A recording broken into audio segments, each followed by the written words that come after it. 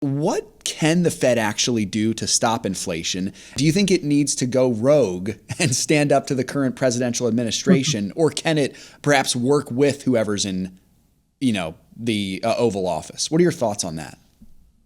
I mean, they said that they were going to do quantitative tightening this year, and then they've, backed off on that. But interestingly enough, I was looking at the debt clock, and that's actually one number that's moving backward is the money supply. Yeah, So yeah, a little bit of the tightening that they're doing is, skimming some money out, but there's still just a tremendous amount of liquidity in the system. yeah. And, if they go rogue, that means that they're going to have to raise rates when that's the very last thing that the Biden administration is going to want them to do Right. ahead of an election, because it's going to upset the markets in a big way. Yeah. And Joe Biden's approval rating is already so low. If we see rates go up from where they are now, and then we see the market respond accordingly and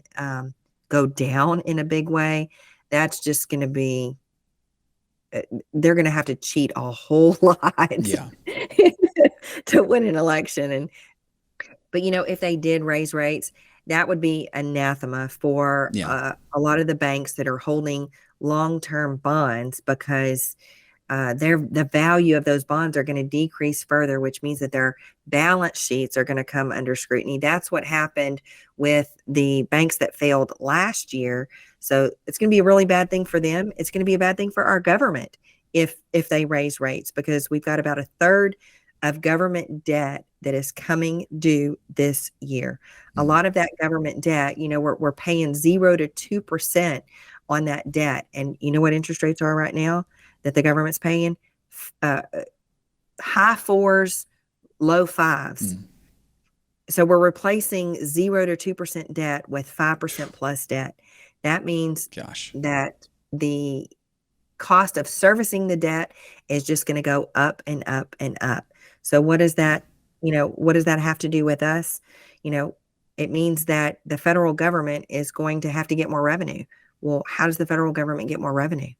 They increase taxes, because the taxes are the only real revenue that the federal government has. And so that translates to our bottom line. So we have inflation increasing, that acts as a tax. We have the Trump tax cuts expiring at the end of next year, and the Biden administration saying that they definitely will not renew them if they stay in office. So many things riding on this next election.